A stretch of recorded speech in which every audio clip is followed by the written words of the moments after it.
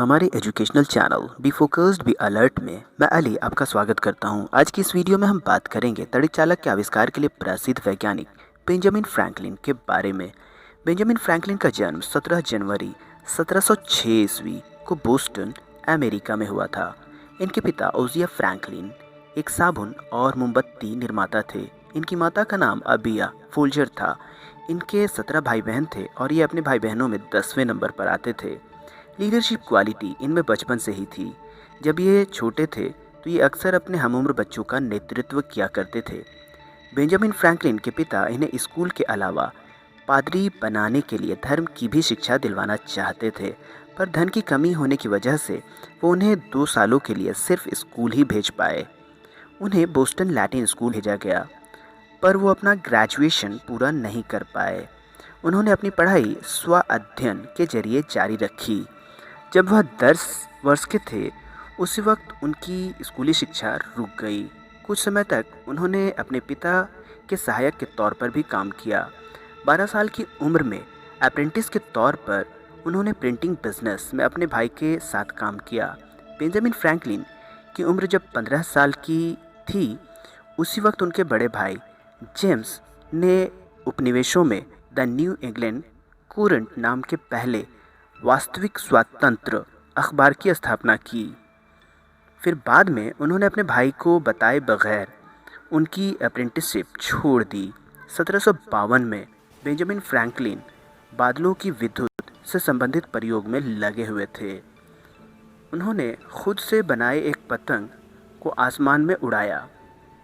पतंग को बनाने के लिए उन्होंने रेशम के एक कपड़े के टुकड़े का इस्तेमाल किया, जिसे लकड़ी की पट्टियों से बने क्रॉस पर बांध दिया गया था, और लकड़ी की एक खड़ी पट्टी पर लोहे का तार इस तरह लगा दिया गया था कि वह पतंग के सिरे से 1 फुट बाहर निकली रहे। उन्होंने पतंग को उड़ाने के लिए एक डोरी इस्तेमाल की और डोरी के सिरे पर रेशम का एक रिबन बांध दिया। डोरी और रेशम के मिलने वाली जगह पर उन्होंने लोहे की एक चाबी लगा दी। पतंग को उड़ाने के लिए वे एक शेड के नीचे खड़े हो गए ताकि रेशम का रिबन बारिश में भीग न जाए, क्योंकि इसके भीगने पर उन्हें विद्युत का झटका लग सकता था। जब बारिश और बिजली की कौंध के बीच पतंग उड़ती रही और फिर जब बेंजामिन फ्रैंकलिन ने अपनी अंगुलियों की गांठ को चाबी के पास रखा तो वहां उन्होंने स्पार्क देखा। अपने इस प्रयोग के आधार पर वो इस नतीजे पर पहुंचे कि बादलों की विशाल विद्युत को बादलों से ज़मीन तक लाया जा सकता है।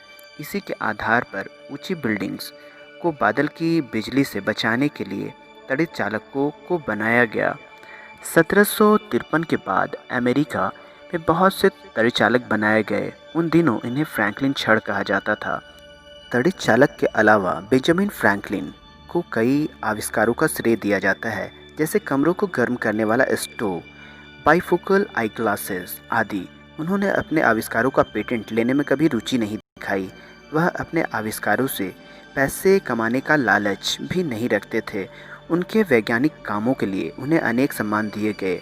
लंदन की रॉयल सोसाइटी ने उन्हें अपने सदस्य के रूप में सम्मानित किया, जो उपनिवेशों में रहने वाले किसी भी व्यक्ति के लिए एक दुर्लभ सम्मान था। साइंटिस्ट होने के साथ साथ वो एक फेमस पॉलिटिशियन भी थे। उन्होंने अमेरिका के स्वतंत्रता संग्राम में बहुत बड़ी भूमिका निभाई। वे उपनिवेशों के उन 5 राजनीतिज्ञों में से थे जिन्होंने 4 जुलाई 1766 को प्रसिद्ध घोषणा पत्र पर हस्ताक्षर किए थे, जिससे संयुक्त राज्य अमेरिका की नींव पड़ी।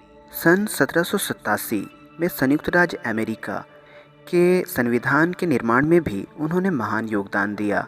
17 अप्रैल 1790 को 84 वर्ष की आयु में इस बहुमुखी प्रतिभा के धनी महान वैज्ञानिक का देहांत हो गया।